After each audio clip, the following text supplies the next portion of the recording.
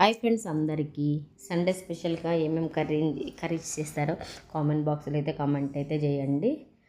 నేనైతే liver కందనకాయలు kebab చేశాను. ఎప్పుడు లివరు కందనకాయలు ఫ్రై చేస్తానన్నమాట అప్పుడప్పుడు.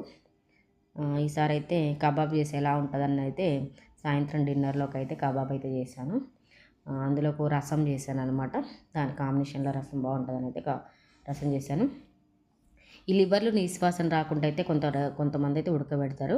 నేను ఉడకబెడతాను. ఒక్కొక్కసారి అయితే వేడి నీళ్ళు కాగబెట్టి అందులో సాల్ట్ నిమ్మకాయ వేసి కడిగేస్తాను, కొంచెం నీసు వాసన రాకుంటే. ఇవి ఎందుకో చాలా నీసు వాసన వస్తాయి అన్నమాట.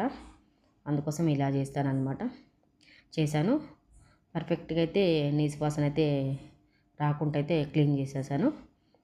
ఎప్పుడు ఫ్రై కర్రీ అవుతుంది, ఈసారి కబాబ్ చేస్తే ఎలా ఉంటుందని అయితే నేనైతే అప్పటికప్పుడు అనుకొని అయితే కబాబ్ చేశాను అనమాట.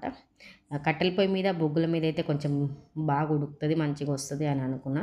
కానీ గ్యాస్ మీద కూడా పర్వాలేదు, బాగానే వచ్చింది. ఫస్ట్ టైం చేశాను అనమాట. గ్యాస్ మీద పర్వాలేదు, బాగానే వచ్చింది. నాకు మా బాబు కూడా కొంచెం హెల్ప్ చేశాడు అనమాట. మమ్మీ నేను కూడా కొంచెం కాలుస్తాను అని చెప్పి అయితే నాకు హెల్ప్ చేశాడు. ఇద్దరం కలిసి అయితే మేమైతే కబాబ్ అయితే గ్యాస్ మీదే కాల్చాను. చికెన్ గ్యాస్ అయితే బొగ్గుల పొయ్యి నా దగ్గర ఉన్నది, కానీ బొగ్గులు లేవు అనమాట. అందుకోసమే గ్యాస్ మీదే కాల్చాను. ఎలా వస్తుందో అనుకున్నా, అసలు ఉడుకుతుందో ఉడకదు అనుకున్నా, కానీ చాలా బాగా ఉడికింది. దాని మీద నిమ్మకాయ పిండుకొని ఉల్లిగడ్డగా తింటుంటే అసలు నిజం చెప్పాలంటే చాలా బాగుంది. బొగ్గుల మీద కూడా అంత టేస్ట్ వస్తుందో రాదో తెలియదు, కానీ అసలు అంత టేస్టీగా ఉందన్నమాట. మీరు కొత్తగా ఎవరన్నా ఇలా ట్రై చేయాలనుకుంటే ట్రై చేయండి ఫ్రెండ్స్. ఓకేనా? బాయ్. మరి అందరికైతే ఉంటాను.